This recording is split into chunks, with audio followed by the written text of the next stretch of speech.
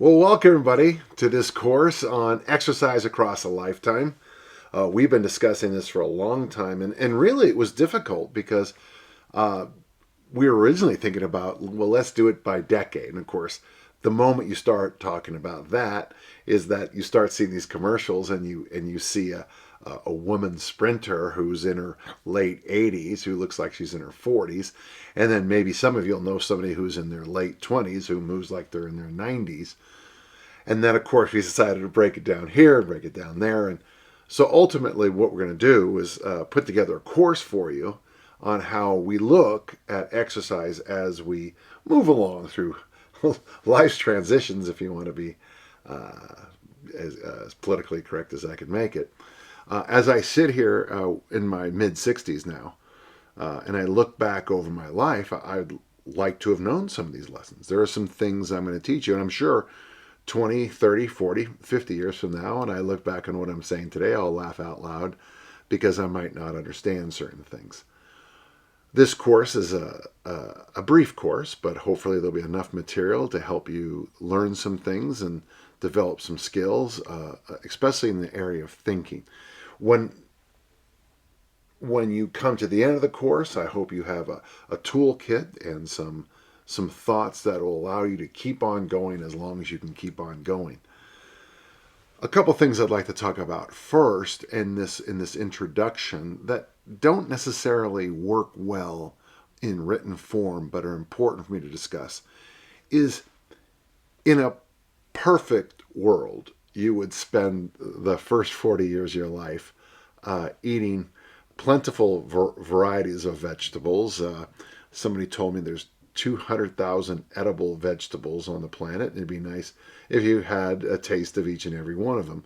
It'd be nice if you would, I don't know, sort your way through 10 to 20,000 different vegetables a year.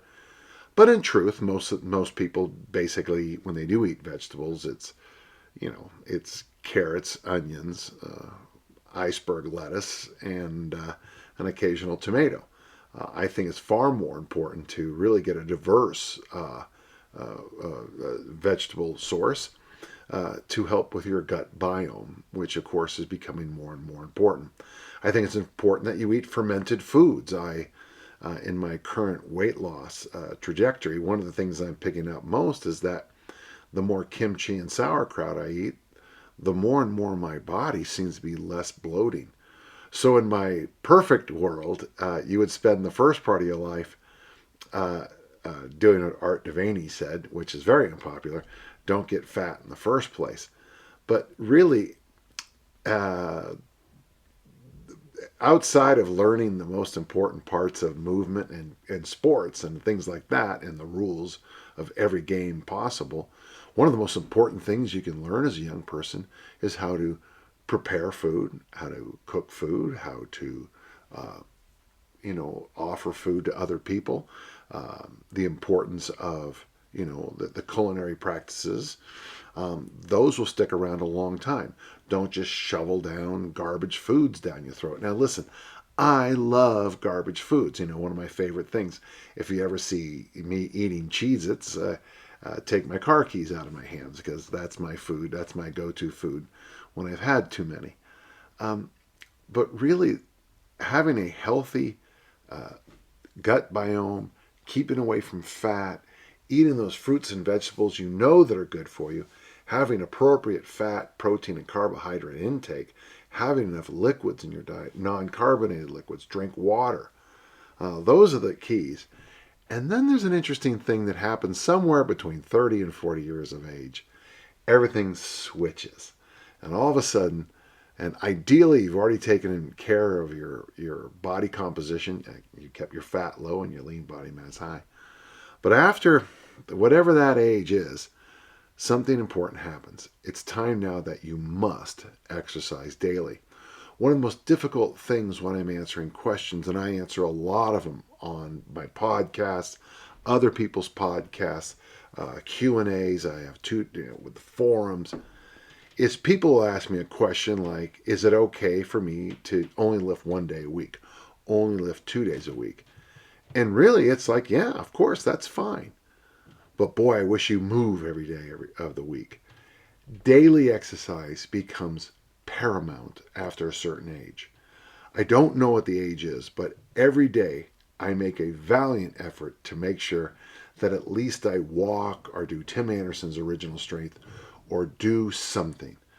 Sometimes when I'm doing my fat loss programs, yes, I only lift 3 days a week on my fat loss programs, but then I spend quality time doing mobility work and quality time walking and riding my bicycle on every other day of the week.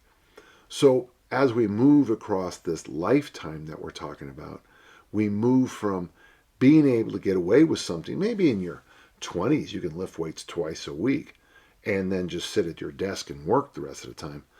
But once you hit a certain age, you must have the habit of exercise. And I can't tell you enough, I am serious, it is a habit.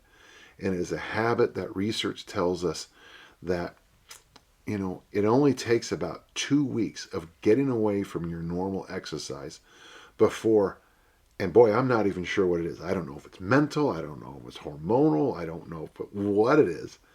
But after just 2 weeks away, there are massive changes in in your blood profiles. There's massive changes in your interest in training after just 2 weeks. So the habit of exercise is crucial. Hey, when I go on to an all-inclusive vacation, I snorkel every day, I swim every day, I play beach volleyball every day, I dance, I do whatever. I walk long walks on the beach. Every day I do something. And I don't necessarily train on vacations, but it's weird I say that because I might not train, but I sure do my hip thrusts and my glute loops and my clamshells every day. Well, the next thing I want you to keep thinking about here, along with daily training, is keep coming back. Always save a little bit as a post 35, post 40-year-old. Always keep coming back. Keep coming back. Keep coming back.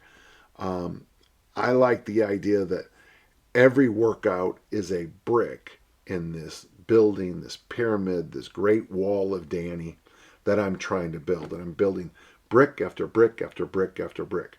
If I make one massive brick and take up all the brick materials for a few days, that's not what I want. I want to build brick upon brick upon brick and make that great wall. Variation is fine, by the way, in this, but I do warn you about one thing. It's called soreness. Now, as a kid, yeah, we would get sore and someone would say spit on it. But as an adult, if you've never squatted before and I have you squat, you're going to notice it the next day, the day after, maybe weeks after. My father of blessed memory, one time when he was actually not that much older than me, decided to water ski behind a snowmobile. And he had a great time doing it. The only problem is he was so sore he could barely stand up for a few days. Variation is great. Just remind yourself that you're going to get sore when you do variation. There's nothing wrong with being sore, and there's nothing wrong with variation.